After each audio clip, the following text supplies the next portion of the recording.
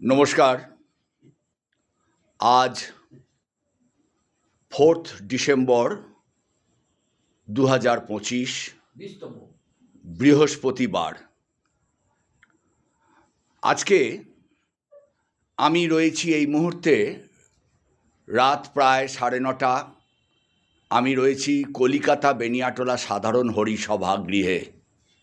এই হরিসভা গৃহে আপনারা একটি ছবি দেখতে পাচ্ছেন, যিনি এই হরিসভার প্রাণপুরুষ ছিলেন, এই হরিসভার কর্মাধ্যক্ষ ছিলেন এবং মাননীয় সম্পাদক ছিলেন, প্রাক্তন সম্পাদক।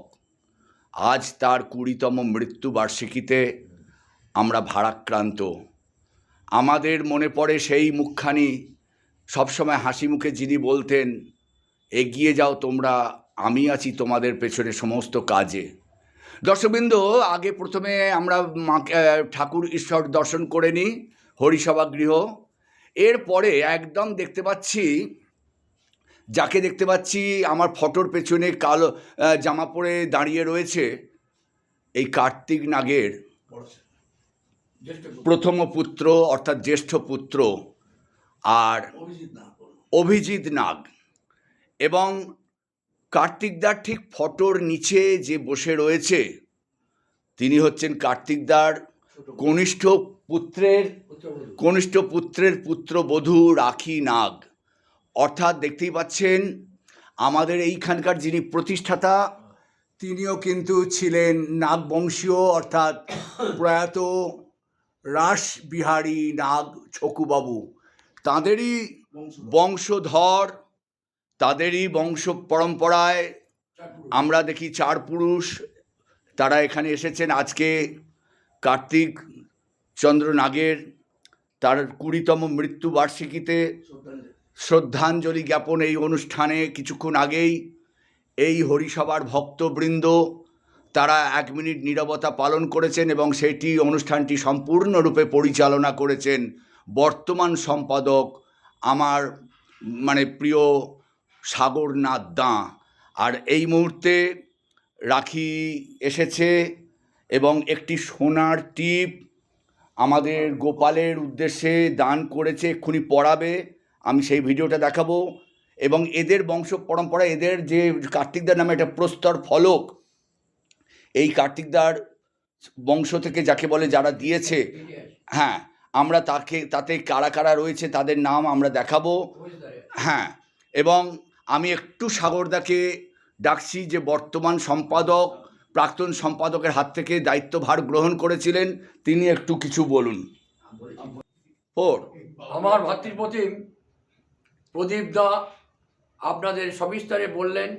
আজ কার্তিক চন্দ্র নাগের 20তম মৃত্যুবার্ষিকী পালিত হয়েছে এবং তার যথার্থতা যেভাবে আমরা নিষ্ঠার সঙ্গে এবং ভক্তি সহকারে তার মৃত্যুবার্ষিকী আমরা আজ পালন করলাম, সেটা তিনি বলেছেন।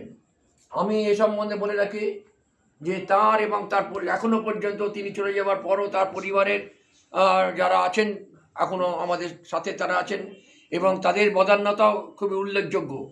আমাদের যে একটা প্রবেশদ্বার, সেই প্রবেশদ্বার রাসবিহারী নাগ স্মৃতি প্রবেশদ্বার বলে আমরা চিহ্নিত করেছি এবং সেই প্রবেশদ্বারে তার পরিবারের সকল সদস্যদের নামের তালিকাও আমরা প্রস্তর ফলকে ওখানে খোদিত করে আমরা ওখানে প্রতিস্থাপন করেছি।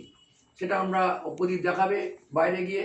এবং এই যে বিভিন্নভাবে এই যে সহযোগিতা এবং অর্থানুকূল্য এই যে তারা এখনও পর্যন্ত করে আসছেন, হরিসভার 134 বছর বয়সেও কেমন তাদের অকৃপণ হাত তারা যে বাড়িয়ে আমাদেরকে খুব পুষ্ট করছেন, কেমন আমাদের যে তোমার ওই হরিসভা পরিচালনার ক্ষেত্রে সুগম করছে, এটা সত্যি আমরা আমাদের কাছে খুবই ধন্যবাদারও।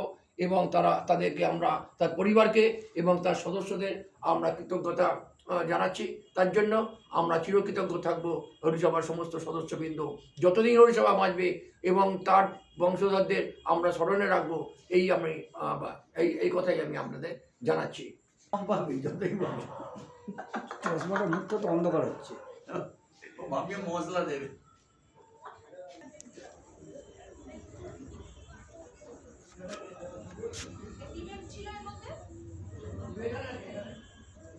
একটি সোনার টিপ রাখি নাগ অর্থাৎ কার্তিক নাগের পুত্র বধূ নিয়ে এসেছে।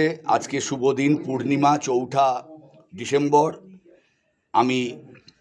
আপনারা দেখুন, এই সোনার টিপটি সাগরদাকে সাক্ষী রেখে, বাবুলাল এবং আমাদের আরও সভ্যরা সাক্ষী রেখে, সুধাংশু দত্ত, এদের সকলকে সাক্ষী রেখে এই টিপটি রাখি নাগ আস্তে আস্তে ঠাকুরের কপালে পড়াবে। আমরা একটু যাকে বলে এটা আঠাটা একটুখানি এটা লাগাবে? আচ্ছা দিন দিন যেটা খুশি দিন না।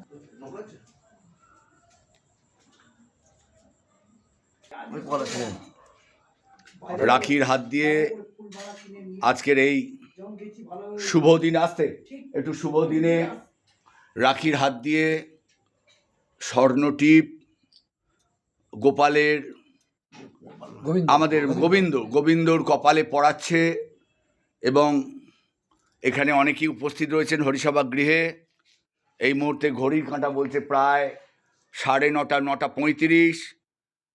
ঈশ্বরী মায়ের কাছে, গোপালের কাছে, আমাদের গৌড়ের কাছে এবং যত দেবদেবী রয়েছে এই হরিসভায় তাদের প্রত্যেকের কাছে আশীর্বাদ চাইছে রাখি তার পরিবারের মঙ্গল কামনার্থে। সোনার টিপ আমরা দেখতে পাচ্ছি, একটি সোনার টিপ রাখি পরাচ্ছে এবং আঠা দিয়ে যেহেতু বসাতে হয় সেহেতু একটু ধরে রাখতে হচ্ছে।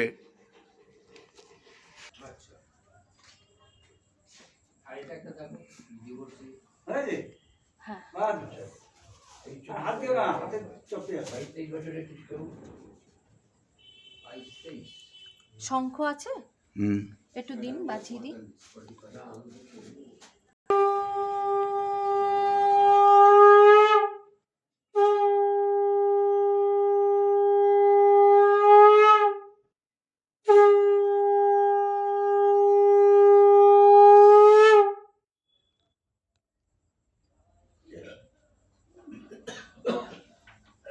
সোনার টিপ পরানো হলো।